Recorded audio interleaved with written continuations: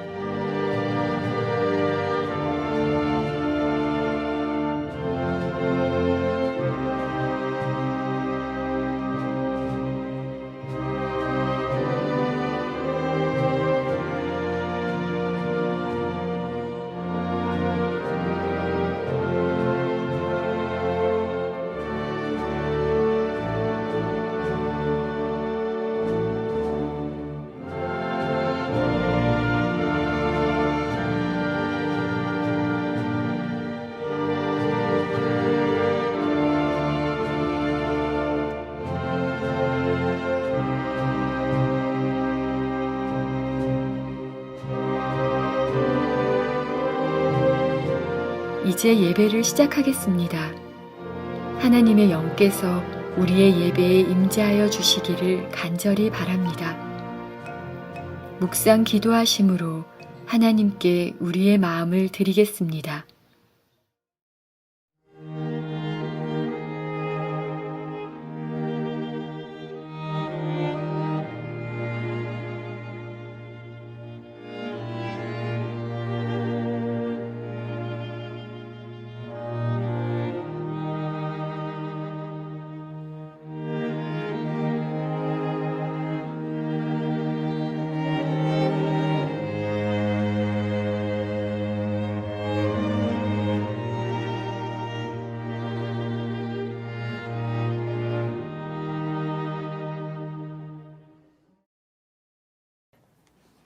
하늘에 계신 저희들의 아버지, 오늘 저희가 하나님께서 이 세상을 어떻게 마치시는가를 살펴볼 때 성령께서 저희의 마음을 열어주시고 저희의 마음속에 진리의 빛이 분명하게 들어올 수 있도록 인도해 주시옵소서. 예수님의 이름으로 간절히 기도드립니다. 다 함께 찬송으로 하나님께 영광을 드리겠습니다.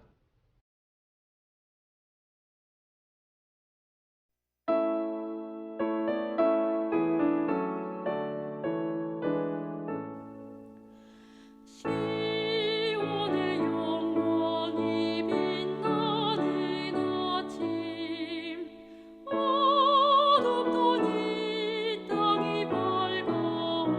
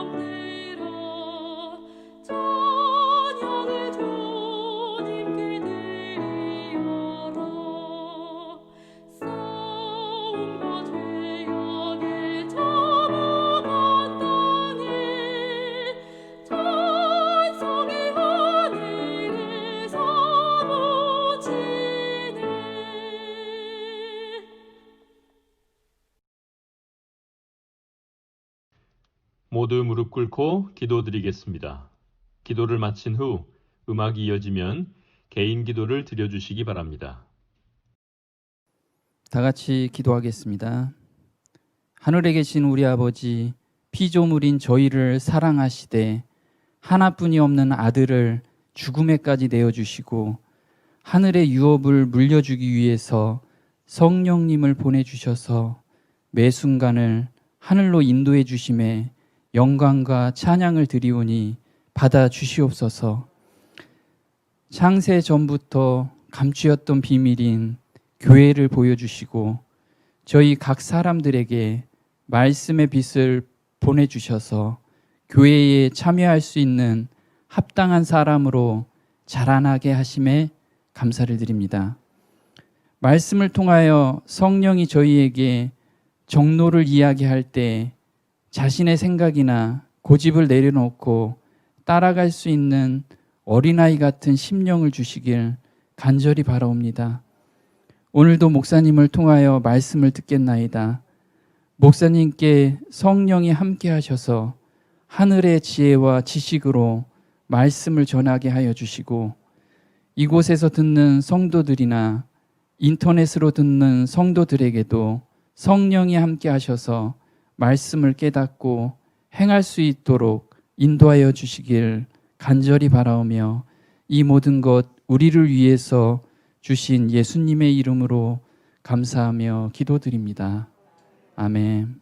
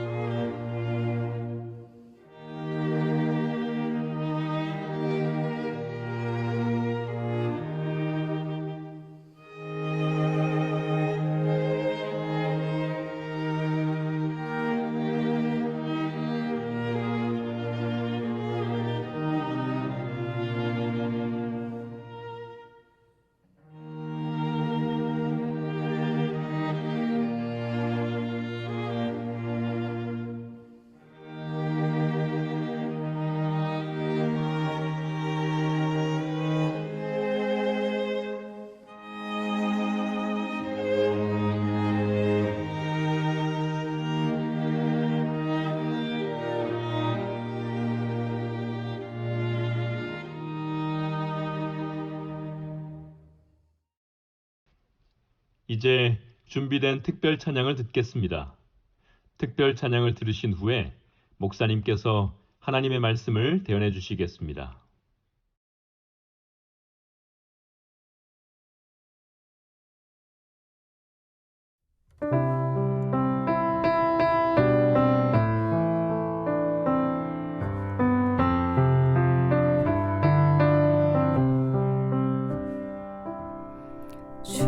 주님 다시 오실 때까지 나는 이 길을 가리라.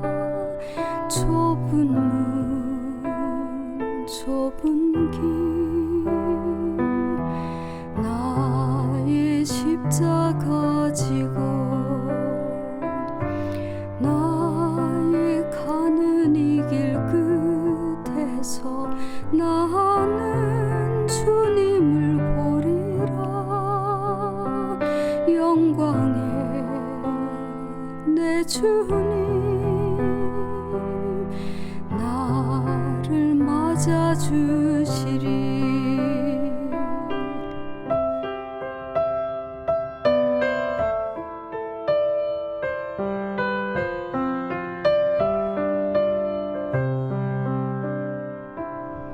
주님 다시 오실 때까지 나는 이 길을 가리라. 좁은 문 좁은 길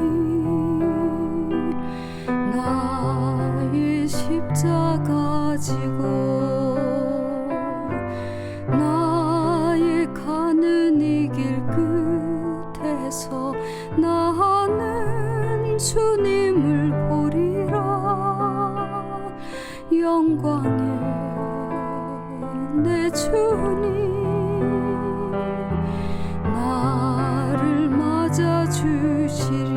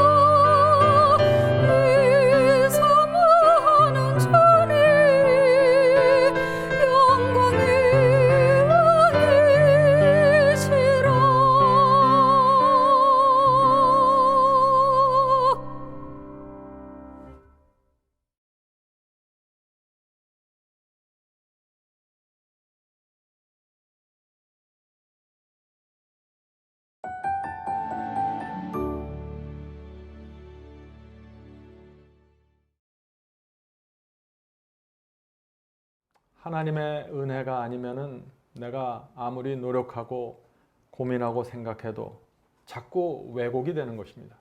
내 노력도 왜곡이 되고 내 마음도 자꾸 내 마음의 경험도 은혜가 충만하지 않으면 자꾸 왜곡이 되는 것입니다. 그래서 사람들이 참 이 신앙을 어려워하는 것입니다. 이 신앙은 마음에서 이루어지는 것인데 성령의 역사에 의해서만 가능한 것인데 이것을 그것이 아닌 다른 것으로 만들려고 하다 보니까 자꾸 신앙이 왜곡이 돼요. 그래서 오늘 우리가 좀 그 말씀을 좀 같이 살펴보려고 하는 것입니다. 오늘도 지난 시간에 있어서 늦은비 성령에 대해서 살펴볼 것입니다.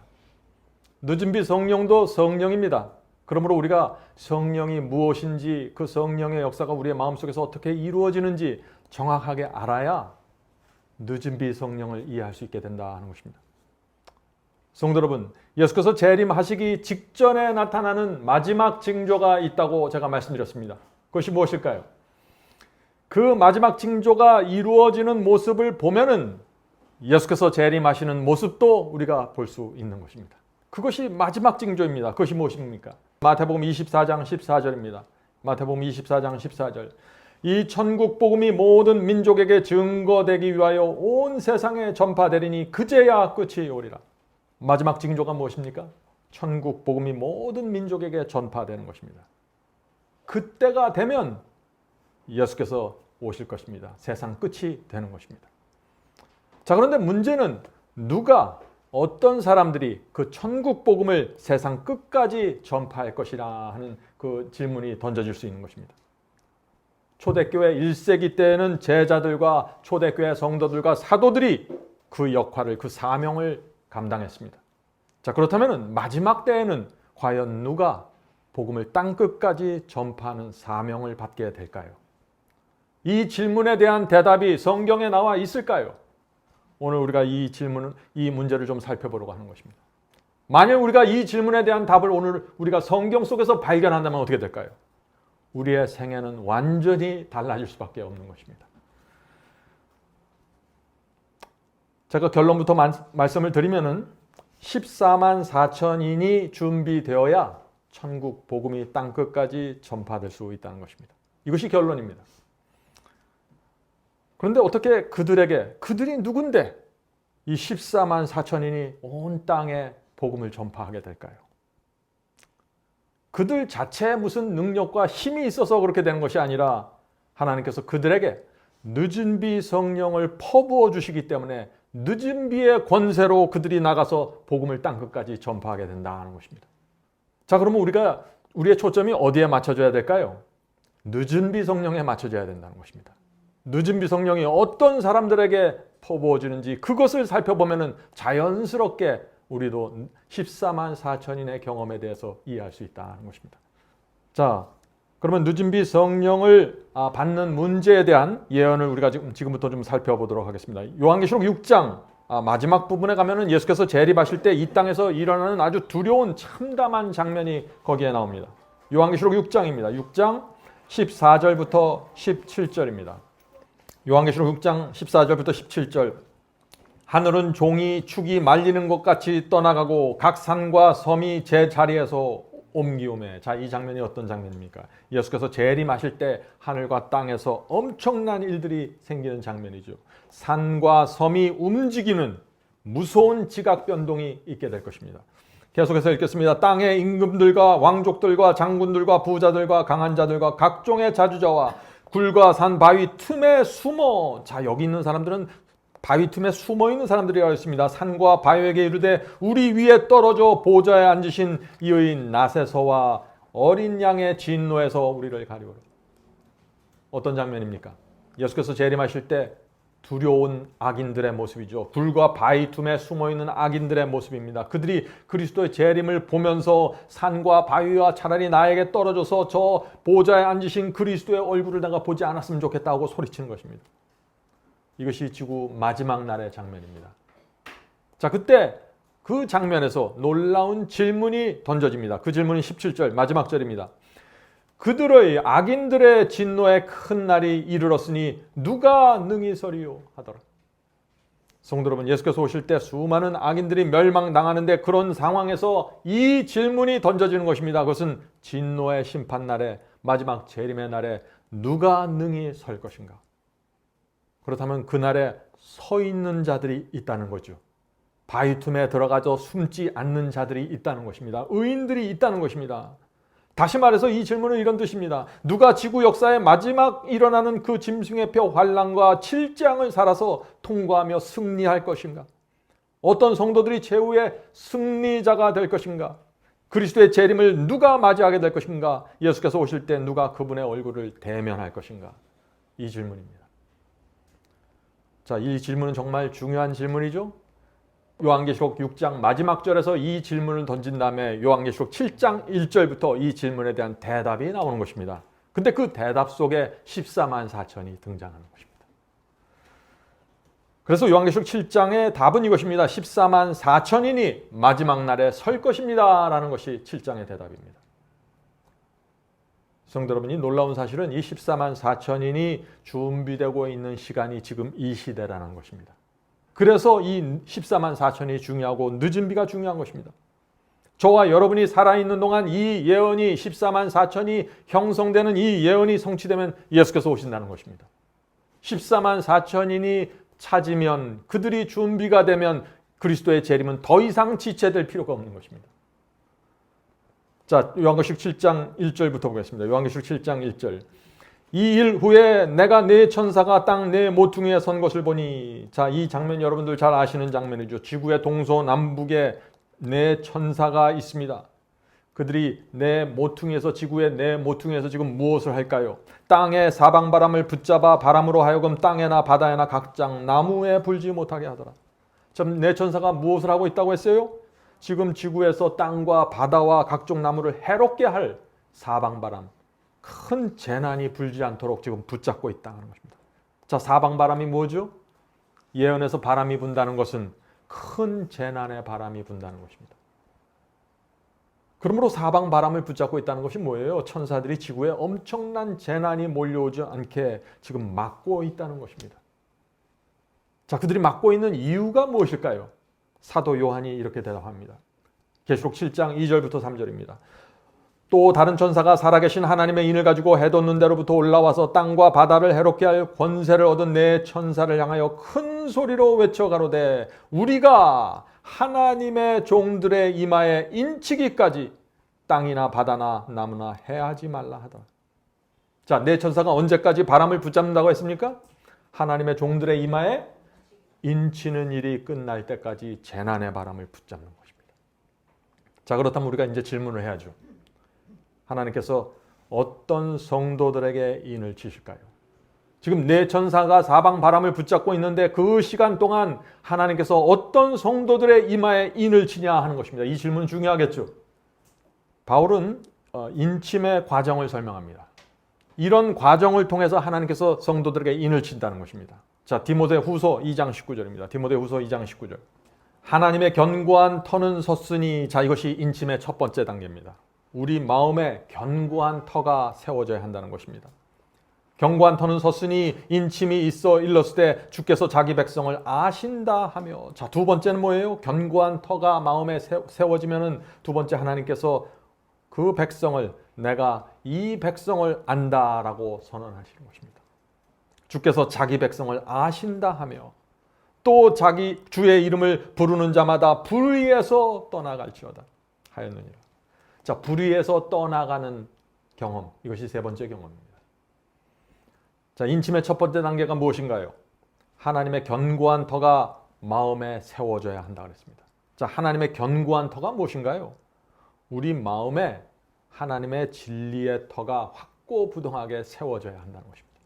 이 사람이 말하면 이렇게 흔들리고 저 사람이 말하면 저렇게 흔들리고 이 설교 흔들리면 이렇게 흔들리고, 그렇게 흔들리는 것이 아니라 성경 속에 들어가서 말씀을 확인함으로 세워지는 터가 견고한 터입니다. 자, 왜 진리의 터가 이 견고하게 먼저 세워져야 할까요?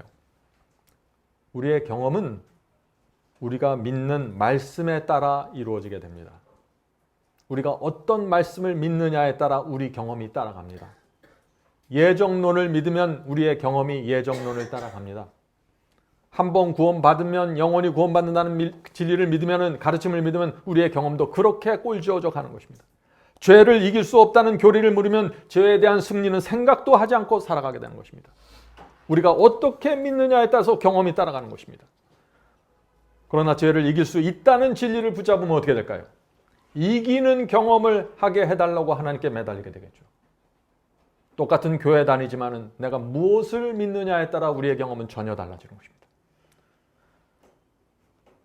그래서 중요한 것은 진리에 대한 확신이 먼저 세워져야 된다는 것입니다.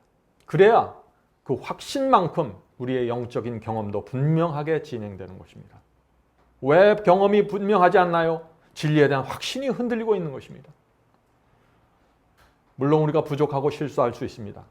그러나 적어도 내 마음속에서 진리가 무엇이고 하나님의 뜻이 무엇인지에 대한 분명한 이해는 세워져야 하는 것입니다. 이것이 없으면 경험은 시작할 수 없는 것입니다. 자, 두 번째 단계입니다. 두 번째 단계. 인침이 있어 일렀으되 주께서 자기 백성을 아신다 하며. 자, 우리가 진리 위에 확고하게 서 있으면은 하나님께서 그런 우리를 알아보시고 내가 이 사람을 안다고 선언하시는 것입니다. 그것이 인침입니다. 인친다는 것은 소유권을 주장한다는 것입니다. 성도 여러분, 하나님께서 우리에 대해서 소유권을 주장하면서 인을 치실 수 있는 근거가 있어야 될 거 아니에요? 근거가. 내가 단순히 진리를 이해했다고 그것을 근거로 삼을 수 없어요. 네? 바울은 그 근거를 이렇게 말합니다. 또 주의 이름을 부르는 자마다 불의에서 떠날지어다 하였느니라. 하나님께서 우리를 인치시는 근거가 뭐예요? 우리가 불의와 죄에서 떠나는 모습을 하나님께서 확인하시기 때문에 인을 쳐주신다는 것이죠. 하나님께서 싫어하는 것들을 내가 싫어한다는 사실을 하나님께서 아시는 것입니다. 그래서 이 사람은 나의 것이라고 인을 주시는 것입니다. 다시 말해서 하나님을 기쁘게 하는 것이 내 생의 기쁨입니다 하는 것이 증명되면 하나님께서 인을 쳐주시는 것입니다. 하나님께서 원하는 대로 움직이고 하나님과 한 마음으로 사탄과 대적하는 자들, 그들이 인침받는 자들입니다. 하나님과 동행하는 자들이 인을 받게 되는 것입니다. 하나님과 한 마음으로 동행하는 자들. 성도 여러분, 이 인침에 대한 이론을 살펴보면요, 그건 분명합니다. 그건 여기는 어떻게 다른 설명의 여지가 없어요. 문제는 경험입니다. 이것을 경험할 수 있느냐 없느냐가 문제겠죠. 한 번은 어떤 분이 이런 질문을 했습니다. 나는 진리가 무엇이고 하나님의 뜻이 무엇인지 압니다. 그러나 경험이 잘 안 됩니다. 하나님의 뜻대로 순종이 잘 안 됩니다. 무엇이 제 문제입니까? 하는 질문입니다. 성도 여러분, 이분의 문제가 무엇입니까?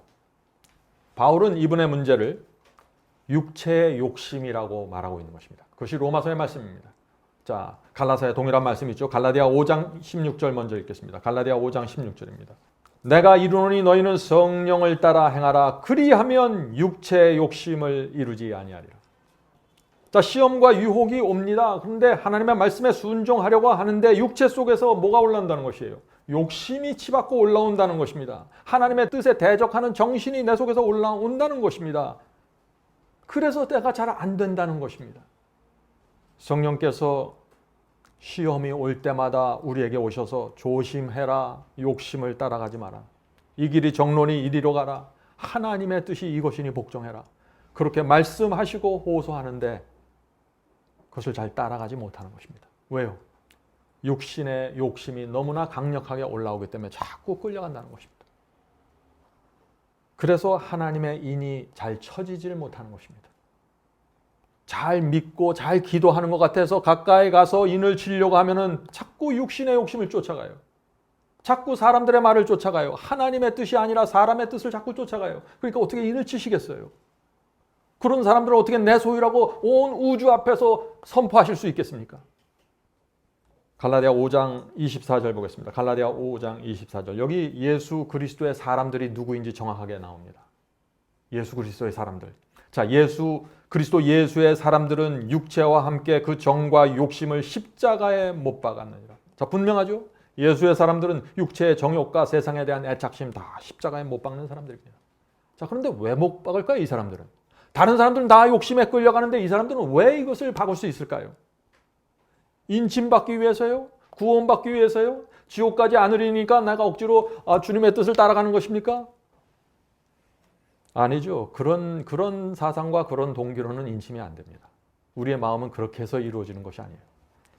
이 사람들은 주님이 무엇을 원하고 무엇을 기대하시고 무엇을 기뻐하시는지 아는 사람들입니다.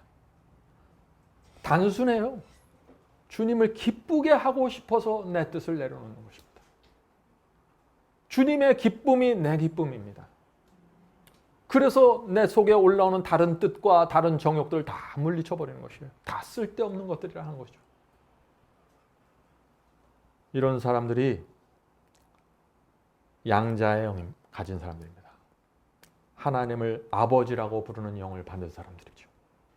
주님을 기뻐하기 위해서, 주님을 기쁘시게 하기 위해서 내 뜻을 내려놓겠습니다. 아버지 뜻이 맞습니다. 제 뜻은 틀립니다. 성도 여러분, 이 인침은요, 성령의 역사입니다. 성령께서 내 완악한 마음 밭을 갈아엎어 주셔야 되는 것입니다. 강팍한 고집을 버리도록 성령께서 도와주셔야 되는 것입니다. 그리스도의 모든 경험은 성령의 역사로 이루어지는 것인데 많은 사람들이 이 성령의 역사에 익숙치 않아요. 성령이 어떻게 내 안에 들어와서 나를 끌어가는지 이걸 잘 모르는 것입니다. 그래서 열심히 주님을 믿으려고 하는데 자꾸 경험이 왜곡되고 자꾸 좌절하게 되는 것입니다. 오늘 우리가 그 문제를 좀 깊이 좀 살펴보려고 하는 것입니다. 성도 여러분, 성령이 없으면은요 아무 열매도 없습니다. 성령을 받으셔야 돼요. 성령. 오늘날 기독교에서 성령을 받아서 뭐 등줄기가 후끈하고 뭐 이상한 거 하는데 그런 걸 말하는 거 아니에요. 성령을 통해서 내 육신의 정욕을 십자가에 못 박는 그들이 그리스도의 예수의 사람이라고 바울이 말하지 않습니까? 성령이 없이 나 혼자 애쓰면 어떻게 될까요? 세속적이고 유치하게 되고 위선자가 됩니다. 성령의 은혜가 마음에 없으면 삶은 메마르고 감동이 없게 됩니다. 공허하게 되고 양심의 가책을 자꾸 느끼게 되고 좌절감에 짓눌린 슬픈 생애를 살게 되는 것입니다. 그래서 우리의 소망은 성령의 역사입니다. 오늘 많은 분들이 이 육체를 십자가에 못 박는 이 경험을 많이 오해하고 있습니다. 자, 육체의 욕망을 십자가에 못 박는다는 것이 무슨 뜻입니까? 내 속에서 악한 욕망들이 언제 올라오나 자꾸 기다리고 있다가 그것이 고개를 내밀고 올라오면 확 때려잡는 것이에요? 많은 분들이, 어떤 분들이 그렇게 생각하는 분들이 있는데 그것은 아니죠. 죄된 욕망은 우리 힘으로 때려잡을 수 있는 것이 아니에요. 그것이 고개를 두고 쳐들고 올라오기 시작하면은 아주 짧은 시간에 압도돼 버립니다. 그것이 죄인의 모습이에요. 그래서 우리 마음속에 성령께서 계셔야 되는 것이에요. 성령께서 우리 마음에 임재하고 우리 마음을 지배하고 있어야 됩니다. 그래야 육체의 욕망이 올라올 때 내가 성령을 의지해서 십자가에 그것을 못 박게 되는 것입니다. 많은 분들이 성령의 임재가 없는 상태에서 육체의 욕망을 못 받고 노력하다가 좌절하는 것이에요. 그래서 오늘 이 문제를 원인부터 우리가 살펴보고 해결책을 제시해야 되는 것입니다. 그러므로 우리는 이런 질문을 해야 되는 것입니다. 어떻게 하면 우리 속에 성령께서 임재하실 수 있을까요? 중요한 문제입니다. 이 질문에 대한 답을 갖고 있어야지 참된 그리스도인의 생애가 가능해지는 것이에요. 어떻게 하면 성령으로 육체를 못 박는 경험을 한 번만 하는 것이 아니라 계속해서 할 수 있습니까? 이 질문 정말 중요한 질문이죠. 늦은비 성령을 받기 원하는 분들은 반드시 이 질문에 대한 답을 갖고 있어야 되는 것입니다. 여러분은 정말 육체를 십자가에 못 박기 원하시나요? 원하셔야 됩니다. 일단은 원해야 돼요. 그것이 없으면 아무것도 아닙니다. 하나님의 말씀과 계명에 충성하기 원하십니까? 원하셔야 됩니다. 간절한 소원을 갖고 있어야 돼요. 인침 받기 원하시나요? 원하셔야 됩니다. 늦은비 성령 받기 원하시나요? 원하셔야 됩니다. 하나님께서는 우리의 소원을 붙들고 역사하시기 때문에 우리의 마음에 간절한 소원이 있어야 되는 것이에요. 자, 그러면 성령께서 이 일을 해주셔야 되는데 그렇다면 성령께서 우리 속에 들어오셔야 되는 것입니다. 자, 그러면 우리가 여기서 알아야 돼요. 성령께서 가장 거하기 좋아하는 마음이 무슨 마음인가? 그것을 알아야 돼요. 마음밭이 중요한 것입니다. 성령께서 어떤 마음을 가장 좋아하실까요? 어떤 사람이 그 마음만 갖고 있는 거 보면은 성령께서 즉시 들어가서 풍요롭게 역사해 버리십니다. 그 마음을 알아야 돼요. 그래서 우리가 그 마음을 달라고 성령께서 자유롭게 역사하시고 우리 스스로도 우리의 경험에 대해서 풍요롭게 느낄 수 있는 그 마음을 달라고 요구해야 되는 것입니다. 그것이 기도의 제목입니다. 첫 번째는요. 첫째, 성령님께 우리가 기도하는데 나뉘어지지 않은 마음을 달라고 기도하셔야 돼요.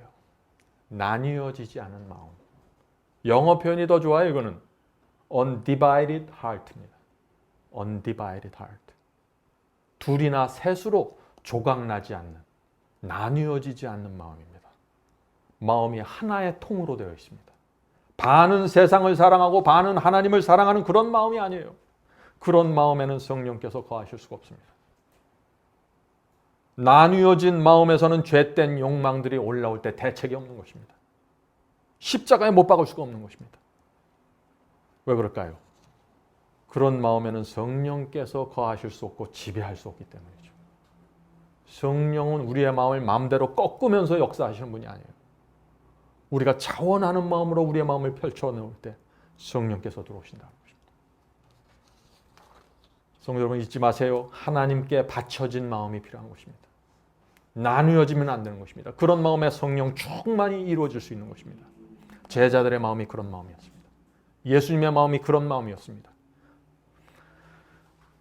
성도 여러분, 우리가 그런 마음을 갖게 되면은 육체를 십자가에 못 박는 경험이 자유롭게 되는 것입니다. 깊이 들어갈 수 있는 것입니다. 인침이 있는 것이고 늦은비 성령을 우리가 기대할 수 있는 것입니다. 두 번째입니다. 두 번째는 두 주인을 섬기는 마음이 되면 안 되는 것입니다. 예수께서 두 주인을 섬길 수 없다고 했죠. 성도 여러분, 지금이 어느 때입니까? 하나님과 사탄이 치열하게 전쟁을 하고 있는데 어떻게 우리가 두 주인을 섬길 생각을 해요? 가만히 생각해 보세요. 오늘 제가 말씀드리는 이런 경험들이 아주 고상하고 고결하고 아주 높이 있는 경험이 아니에요. 그리스도인이라면 하나님을 사랑하고 정말 그분을 원하는 분이라면 누구든지 이 마음을 가지셔야 되는 것이에요. 사랑은 두 여인에게 나눠줄 수 없습니다. 충성도 마찬가지입니다. 두 주인에게 나누어질 수 없는 것입니다. 성도 여러분, 나누어지지 않는 마음, 오직 한 주인을 섬기는 마음, 이런 마음이 준비되면 그 마음에는 성령께서 충만하게 역사하십니다. 그런 마음을 가지면 우리가 성령이 충만해서 풍요로움을 갖고 좁은 길을 걸어갈 수 있습니다. 그 경험이 얼마나 귀할까요?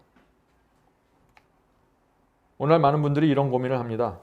목사님, 저는 신실하게 살고 싶습니다.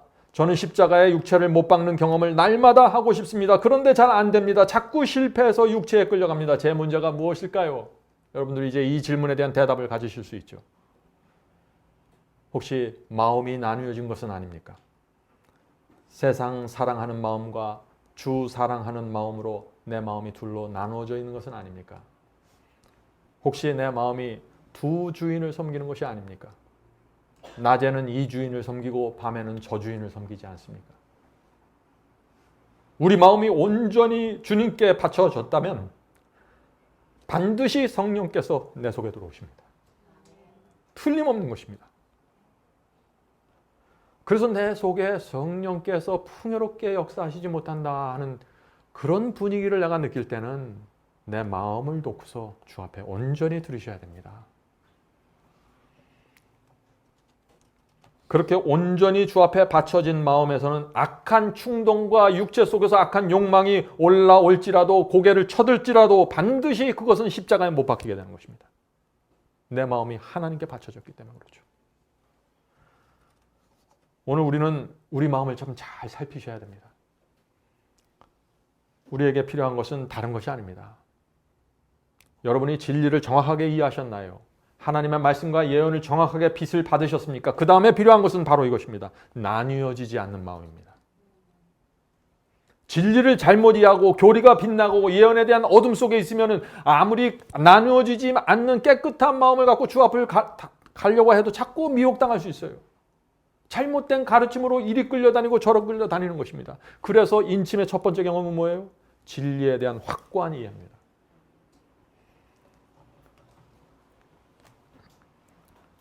성도 여러분, 이제 그러면 우리가 이제 오늘부터 해야 될 일이 있는 것입니다.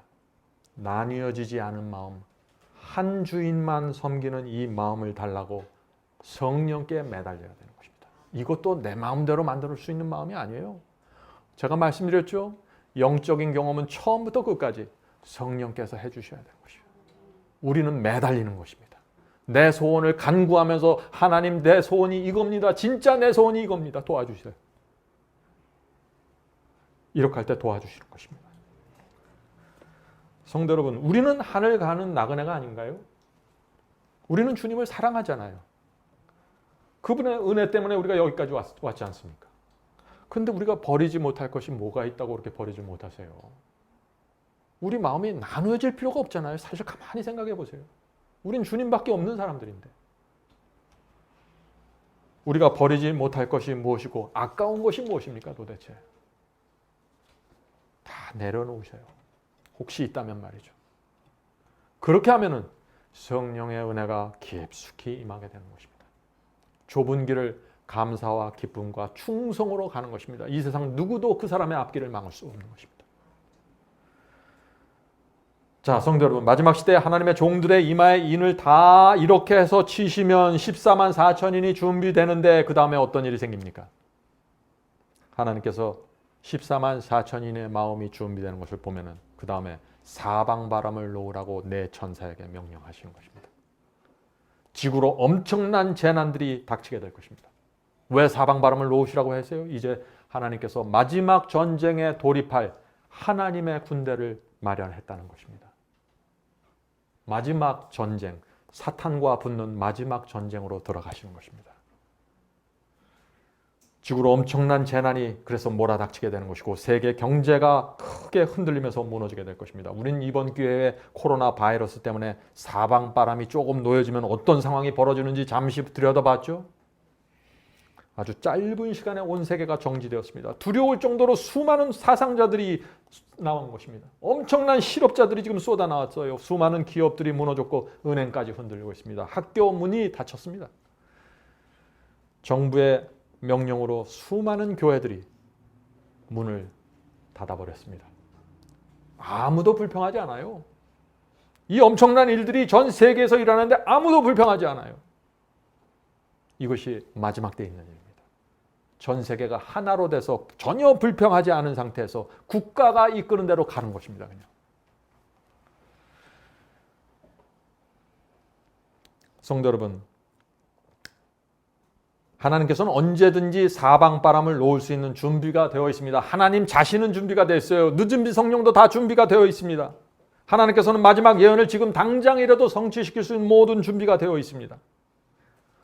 많은 분들이 오해를 해요. 마치 하나님께서 지금 바이러스가 더 나타날 것을 기다리는 것처럼 오해를 해요. 바이러스가 부족해서 지금 예수께서 재림하지 못하는 것으로 오해를 해요. 그것이 아니에요. 은행이 더 많이 파산되어야 예수께서 올 수 있다고 생각하는 것입니다. 그것이 아닙니다. 징조와 재난이 부족하기 때문에 예수께서 못 오는 것이 아니에요. 문제가 무엇입니까? 문제는 우리의 마음입니다. 14만 4천인의 마음입니다. 이 마음이 준비되지 않았기 때문에 사방바람을 붙잡고 있는 것이에요. 그래서 예수께서 오시지 못하는 것이에요. 누가 그리스도의 재림을 막고 있습니까? 저와 여러분이 막고 있는 것입니다. 우리 마음이 준비되지 않았기 때문에 하나님께서 재난의 바람을 붙잡고 계시고 짐승의 표 예언도 이루지 못하고 계신 것입니다. 우리 마음이 인침받을 준비가 되지 않았기 때문에 예수께서 재림하지 못하는 것입니다. 성도 여러분, 이 사실이 우리 가슴을 쳐야 회개하게 되는 것입니다. 나 때문에 예수께서 못 오신다는 거예요. 우리의 나뉘어진 마음 때문에 인침이 지체되었습니다. 그래서 예수께서 계속해서 지체되는 겁니다. 성도 여러분, 모든 원인이 어디 있어요? 우리의 마음입니다. 나의 마음입니다. 어떤 분들은 이렇게 말하죠. 우리는 연약하기 때문에 죄와 더불어 살 수밖에 없는 것이 아닙니까? 이렇게 살다가 나중에 인침을 받고 늦은 비를 받으면 그때 우리가 승리하는 것이 아닙니까? 지금은 실패해도 나중에 인침받으면 그때 승리할 수 있으니 조금만 더 기다리면 되는 것이 아닙니까? 빨리 하나님께서 저를 인쳐주시고 늦은 비를 주셔야지 제가 승리할 텐데요. 이런 생각이 맞나요? 인침을 받아야 죄를 승리하는 것이 아니에요. 인침을 받아야 세상을 미워하는 것이 아닙니다. 늦은 비를 받아야만 죄를 승리하는 것도 아니에요. 성도 여러분, 우리는 죄 사함과 승리의 경험을 통과하면서 인침받는 과정을 밟아가는 것입니다. 인침은 우리의 경험에 비례하는 것입니다. 성도 여러분, 문제는 마음에 품고 있는 죄가 문제입니다. 기억나지 않는 죄가 아니에요. 잊어버린 죄가 아닙니다. 지금 현재 내 마음속에 품고 있는 죄가 문제입니다. 저는 지금 우리가 정확하게 인식하지 못하는 어떤 막연한 죄를 말하는 것이 아니에요. 나도 모르는 어떤 죄를 말하는 것이 아닙니다. 성령께서 우리에게 오셔서 정확하게 알려주시는 죄를 말하는 것입니다. 성령께서 버리라고 호소하시는 그 죄, 성령께서 버려야 한다고 지적하는 그 악한 습관들, 이것을 지금 말하는 것입니다. 이것이 있을 때 늦은 비를 받을 수 없는 것입니다. 인침은 진행될 수 없는 것입니다. 왜요? 그 정신과 그 마음 자체가 하나님을 대적하고 있어요. 성령께서 말씀하시는데 대적하는 것입니다. 밀어내는 것입니다. 그런 마음에 어떻게 인침이 이루어질 수 있을까요? 성도 여러분, 성령께서 양심에 알려주는 단 하나의 죄도 붙잡고 있지 말아야 됩니다. 많은 분들이 제가 이렇게 말하면 굉장히 놀라는데 너무나 당연한 것 아니에요? 성령께서 우리 속에 들어오셔서 거짓말하지 말라고 계속해서 호소하시는데 내가 계속해서 거짓말을 고집하면 어떻게 그런 사람에게 인침이 진행될 수 있을까요? 어떤 사람이 거짓말을 고집하면 거짓말만 하고 나머지 마음은 깨끗한 게 아니에요. 거짓말을 고집하고 어떤 우상 숭배를 고집하고 어떤 죄를 고집한 그 마음은 이미 그 마음이 나누어져 있고 이미 그 마음이 성령께 온전히 굴복되지 않았기 때문에 그런 증세가 나타나는 것입니다. 우리에게 성령께서 알려주시는 죄가 있다면 내가 지난주에는 이것이 죄인지 몰랐는데 이번 주에 말씀을 보면서 성령께서 내게 그것이 죄라고 말씀하신다면 어떻게 하시겠습니까? 죄는 반드시 하늘 성소에 계신 그리스도께 드려야 되는 것입니다. 죄로부터 해방되셔야 됩니다. 그것이 성경이 말하는 완전이고 인침이고 늦은 비를 위한 준비입니다. 이렇게 생각할 때 인침은 너무나 당연한 그리스도인의 경험 아닐까요? 신명기 18장 13절 보세요. 하나님의 표준은 이것입니다. 신명기 18장 13절. 너는 내 하나님 여호와 앞에서 완전하라. 자, 완전하면은 사람들이 참 두려워하는 단어죠. 하나님께서 우리에게 구하시는 완전은 이것입니다.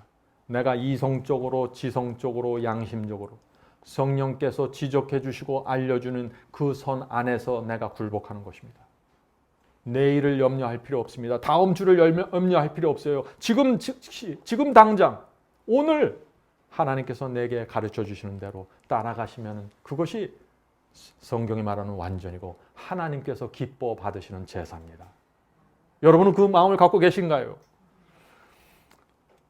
예수께서는 그리스도의 완전을 또 이렇게 말씀하셨습니다.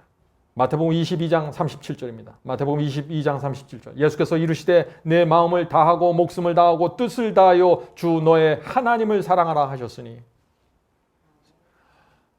성도 여러분, 이것이 하나님께서 인치시는 성도의 마음입니다. 그래서 제가 늘 말씀드리는 것이에요. 하나님께 모든 것을 드리고 이 세상을 나그네처럼 주만 사랑하면서 살면 되는 것입니다.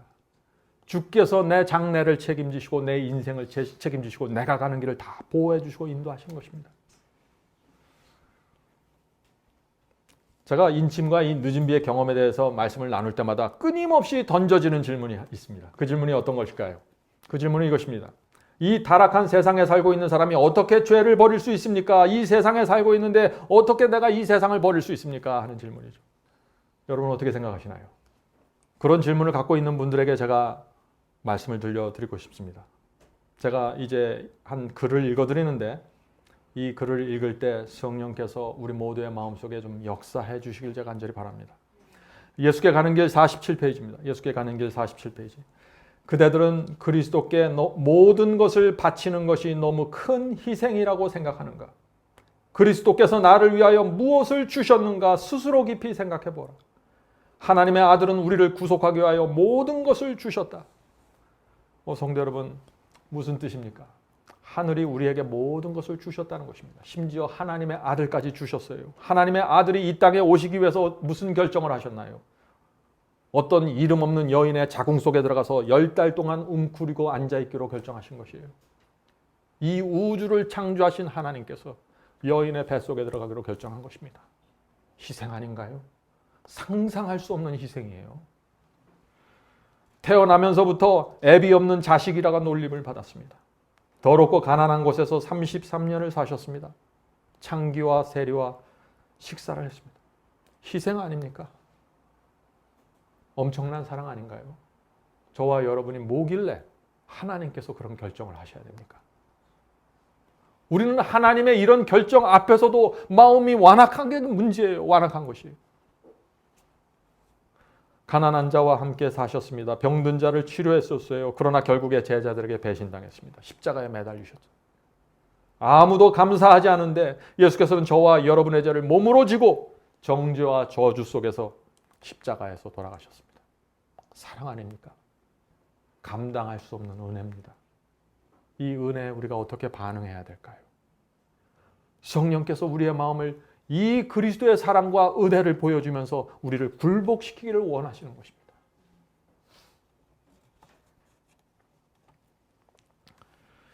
계속해서 읽겠습니다. 그처럼 큰 사랑을 받은 우리가 어찌 우리의 마음을 그분께 바치기를 주저하는가? 성도 여러분, 온 하늘이 이상하게 보는 것이 있어요. 우주의 왕 그리스도를 이 땅을 위해서 저 죄인들을 위해서 내려가게 하고 고생시키고 죽임을 당하게 했는데 그것이 하늘의 결정인데 아무도 감사하지 않는 것이에요.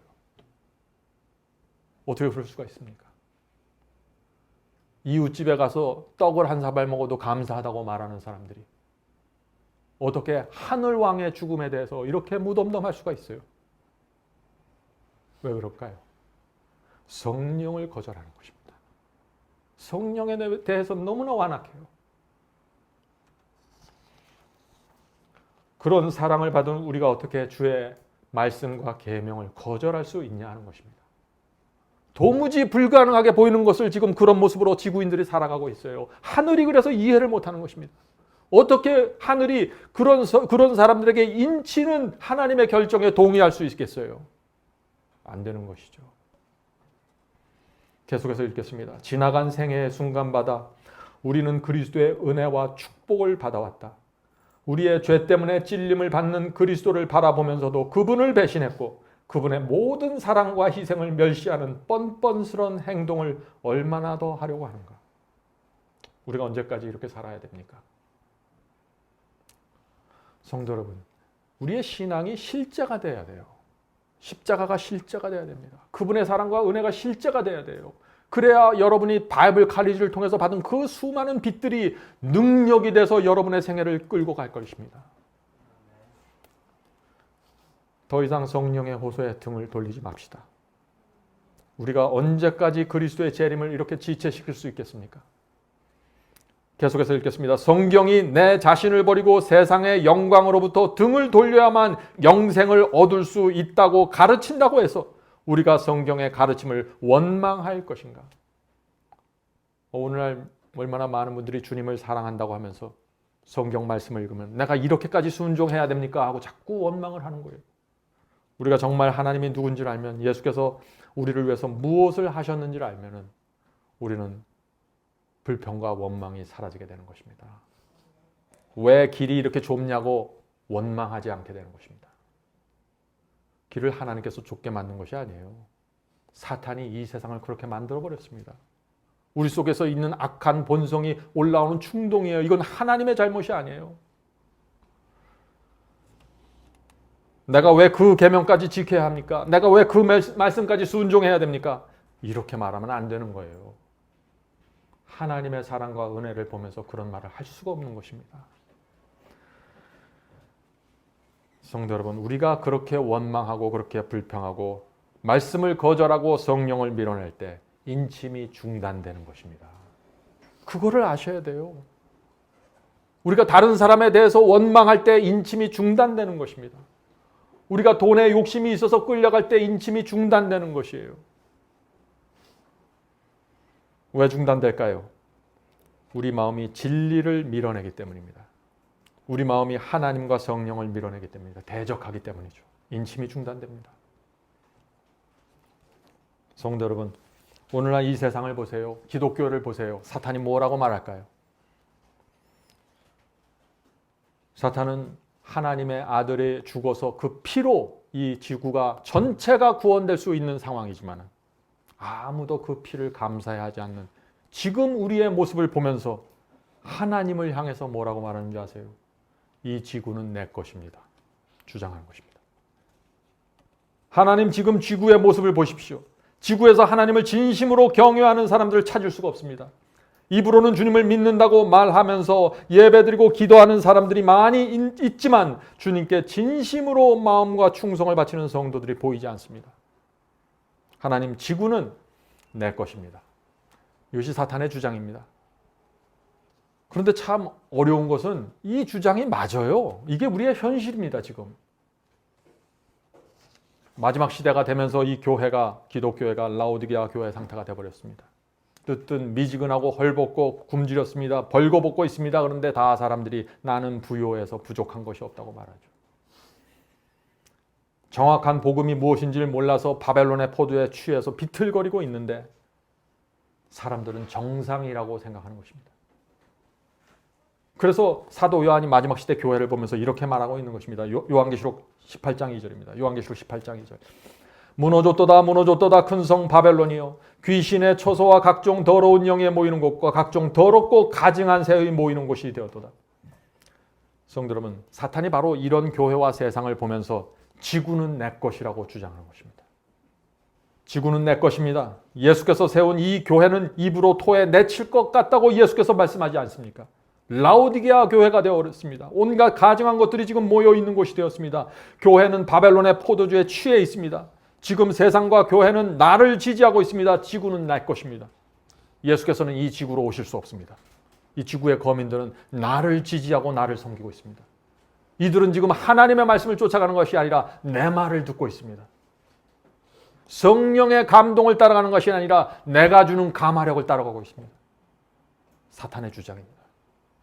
성도 여러분, 이 사탄의 주장을 뒤집어 엎는 사람들이 나와야 되는 것이에요. 그것이 누구일까요? 하나님께서 이 사탄의 주장에 어떻게 응답하셔야 될까요? 다른 방법이 없습니다. 하나님께서도 사람을 증거로 내밀어야 돼요. 지구에 여전히 하나님께만 충성을 바치는 성도들이 있다는 사실을 온 우주 앞에 제시해 주어요. 나누어지지 않는 마음을 갖고 말이죠. 그들이 누구일까요? 성경이 이 질문에 대해서 대답하는 것입니다. 사도 요한은 그들을 여자의 남은 자손이라고 대답합니다. 요한계시록 12장 17절입니다. 요한계시록 12장 17절. 용이 여자에게 분노하여 돌아가서, 자, 사탄이 왜 분노하여 공격하려고 할까요? 우리가 지금 상황을 알죠. 지구 전체가 지금 미혹을 당해서 바벨론이 되어버렸습니다. 사탄을 따라가고 있는 것입니다. 거기에 속하지 않는 한 무리의 사람들이 있는 것입니다. 그런데 그들이 누구입니까? 그 여자의 남은 자손, 곧 하나님의 계명을 지키고 예수 증거를 가진 자들로 더불어 싸우려고 바다 모래 위에 섰더라. 하나님께서 이들에게 희망을 갖고 기대하고 계신 것입니다. 용이 분노해서 공격하는 여자의 남은 자손이 여러분은 되셔야 하는 것입니다. 그렇게 되려면 하나님의 십계명을 온전히 지키셔야 됩니다. 예수의 증거를 가지고 있어야 되는 것입니다. 예수의 증거가 무엇입니까요? 여자의 남은 자손은 예수의 증거가 있다고 했는데 그 예수의 증거가 뭐예요? 요한계시록 19장에 나오죠. 요한계시록 19장 10절입니다. 요한계시록 19장 10절. 나는 너와 및 예수의 증거를 받은 내 형제들과 같이 된 종이니 삼가 그리하지 말고 오직 하나님께 경배하라. 예수의 증거는 뭐예요? 대언의 영이라. 대언의 영인 표현이 막연하죠. 영어로는 The Spirit of Prophecy입니다. 예언을 하는 영입니다. 예언의 영이에요. 예수의 증거는 예언의 영입니다. 다시 말해서 예언을 보여주고 예언을 해석해주는 영이라는 것입니다. 누가 이것을 갖고 있어요? 여자의 남은 자손이요. 중요한 진리입니다. 마지막 때 온 세상이 배도했을 때 지구에 남아있는 소수의 남은 무리가 있는데 이들이 두 가지를 갖고 있다는 것입니다. 하나는 십계명을 전체를 지키는 신앙이고 다른 하나는 예언의 빛입니다. 이 두 개를 가지고 있는 이 백성들에게 성령께서 역사하셔서 그들을 회개시키시고 그들의 성령의 충만함으로 끌어가시는 것입니다. 왜 다른 사람들은 안 되나요? 진리에 대한 오해가 있습니다. 어둠 속에 있어요. 적그리스도가 누군지 중세기에 어떤 일이 생기는지 모르는 것입니다. 기억하셔야 돼요. 성령께서 우리에게 역사하실 때 우리가 알고 있는 지성 안에서 역사하실 수 있는 것입니다. 진리에 대한 분명한 깨달음과 이해가 필요한 것입니다. 성령은 진리의 영이기 때문에 우리가 이해하고 있는 진리 속에서 역사하시면서 그 사람을 끌고 가시는 것입니다. 성도 여러분, 마지막 전쟁에 들어가는 사람들이에요. 여자의 남은 자손은 용과 싸우는 자들이에요. 그러려면 어떻게 돼요? 예언을 알아야 되는 것입니다. 왜요? 용이 누군지를 알아야 돼요. 바벨론이 누군지를 알아야 됩니다. 적그리스도가 누군지를 알아야 돼요. 짐승의 표가 뭔지를 알아야 돼요. 그래야 싸우죠. 네? 다니엘과 요한계시록의 예언은 마지막 때 사탄의 미혹에서 벗어나게 해주는 빛입니다.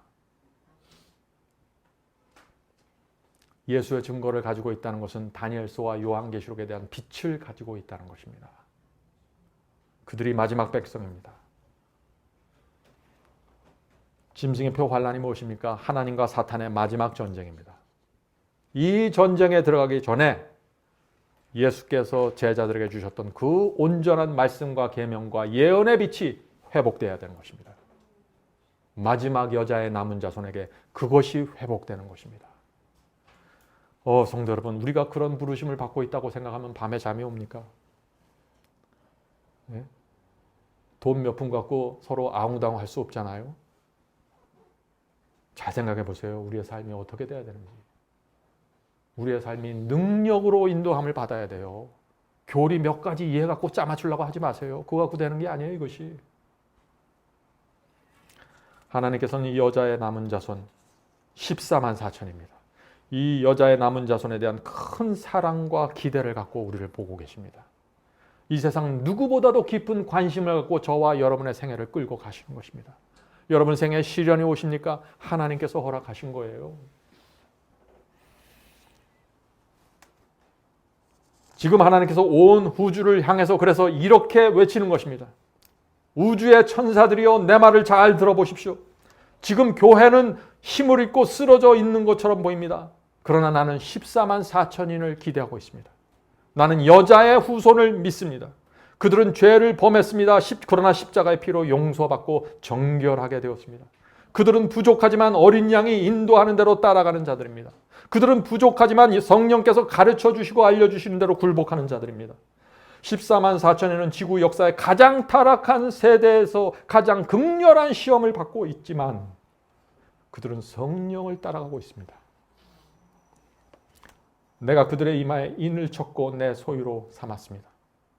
사탄은 인간은 하나님께 순종할 수 없다고 거짓말하지만 이 여자의 후손은 사탄의 입을 최종적으로 틀어막을 것입니다. 그들의 생애를 통해서 막게 될 것입니다.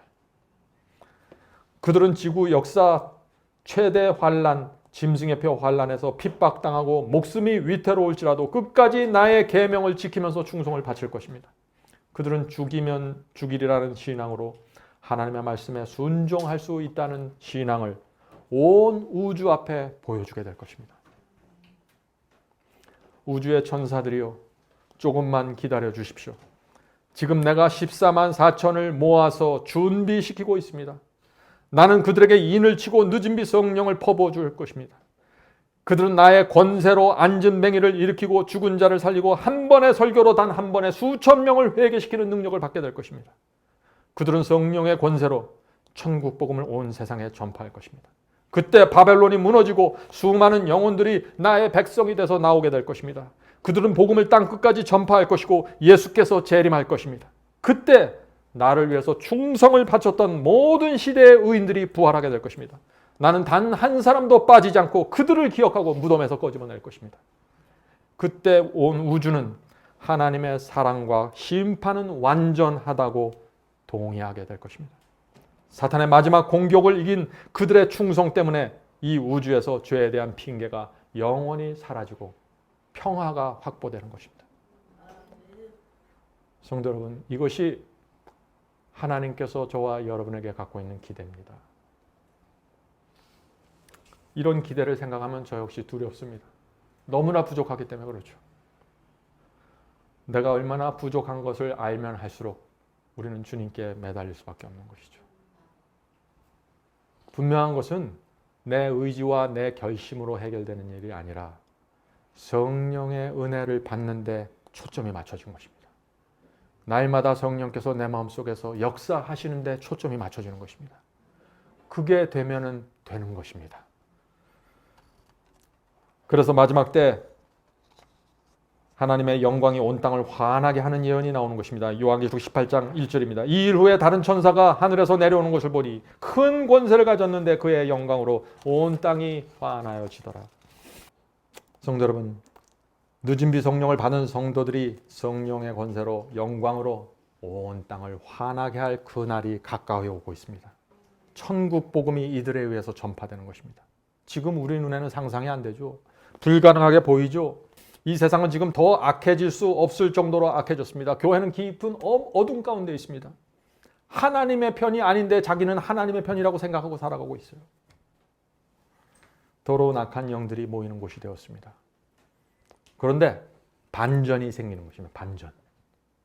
짐승의 표 환란이 생기고 반전이 생깁니다. 인침을 받고 늦은 비 성령을 받는 성도들이 그때 나타나는 것입니다. 그들이 이 세상을 뒤집는 것입니다. 지구 역사 최고의 성령의 능력이 이들에게 퍼부어지면서 온 땅이 진리의 빛으로 환하게 빛나는 것입니다. 사탄은 엄청난 핍박으로 막을 것입니다.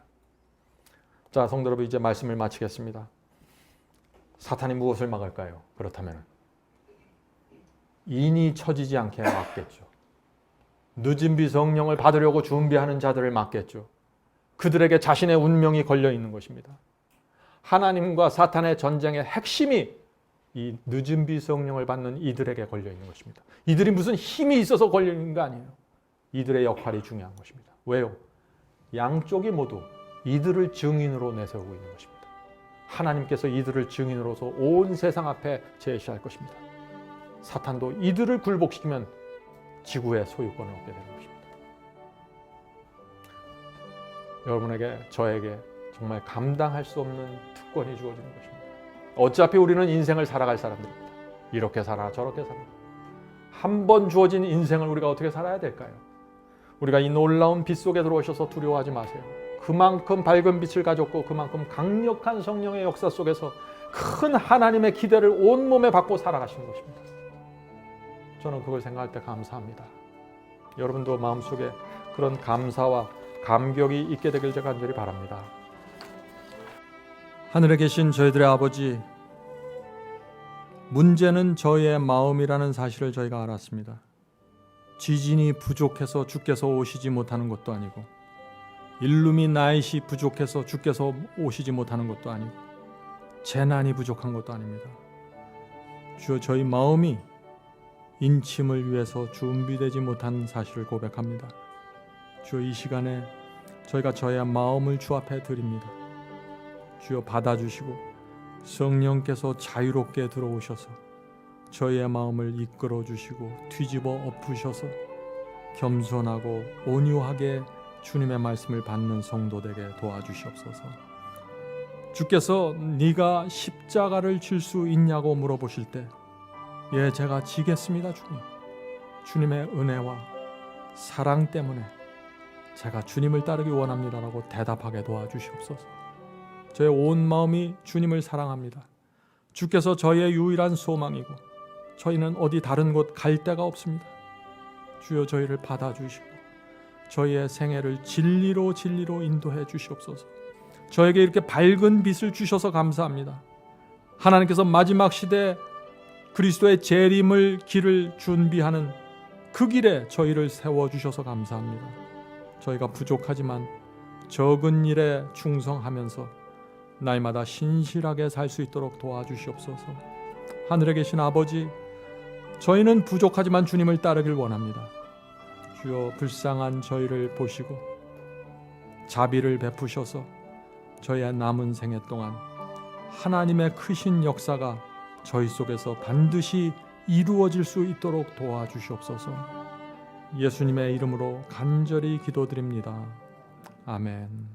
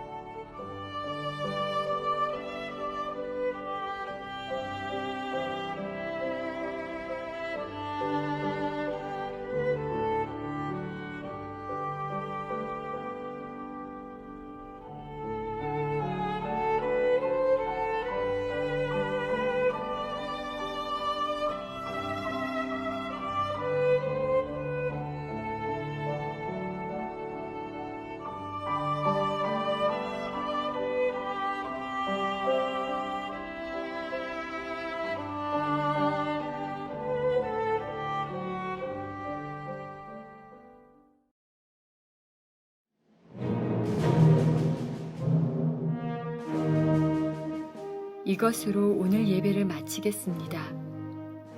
설교 말씀에 대한 감동이나 소감을 웹사이트 하단 게시판에 남겨주시면 감사하겠습니다.